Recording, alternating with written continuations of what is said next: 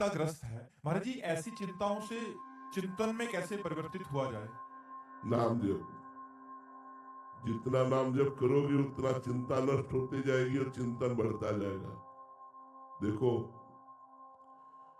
सबसे पहली चिंता का विषय होता है शरीर, फिर दूसरी चिंता का विषय होता है शरीर के भोग, फिर तीसरी चिंता का विषय होता है शरीर के संबंधी, फिर चौथी चिंता का विषय होता है इन सब का पालन पोषण करने के लिए धन।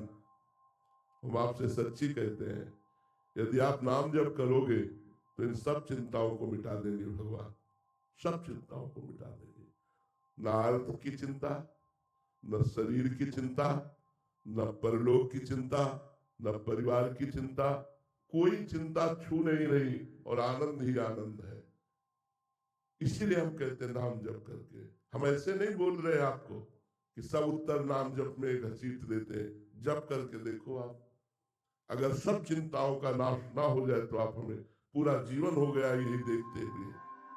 आप अभी भगवान का आश्रय नहीं लिए, भगवान का नाम जप नहीं किए, इसलिए आपको लगता है ऐसा कैसे हो जाएगा।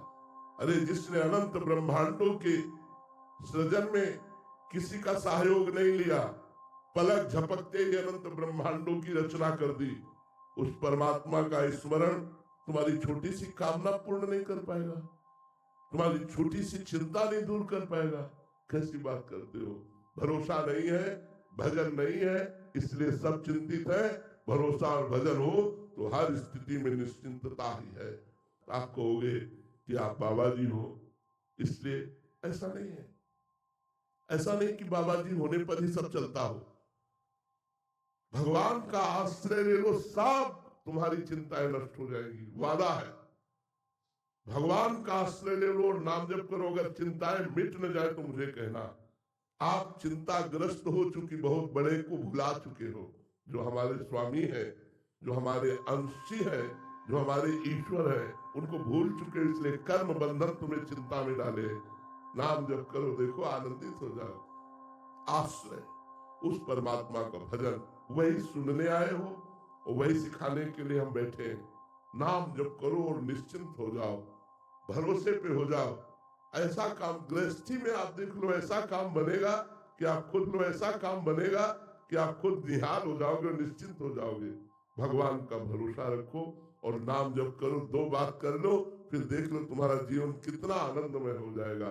भरोसा संसार का रखते हो, कर्म पाप कर करते हो, भजन करते नहीं तो चिंता भय शोक डिप्रेशन ये तो आएगा ही आएगा।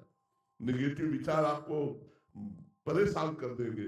और भजन है तो पॉजिटिव विचारों का ऐसा खेल बना रहता है कि हर समय आनंद बना रहता है। हर दुख में, हर विपत्ति में एक अद्भुत आनंद।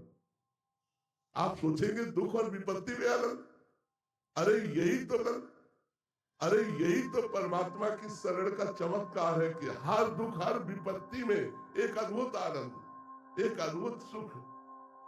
उस सुख को आप कल्पना भी नहीं कर सकते। इसलिए प्रार्थना है, जैसे डॉक्टर की दी हुई औषधि हम बिना प्रश्न किए खा लेते हैं रोग निवृत्ति के लिए, ऐसे समस्त दुखों के नाश के लिए आप एक संत की बात मान करके कि राधा राधा रटो। अगर आप रट के देख लो और खुद आप कुछ समय बाद बताना कि आपका जीवन कैसा है। बस जब तक पाप नष्ट नहीं होते तब तक आपको थोड़ा अनुभव नहीं होगा।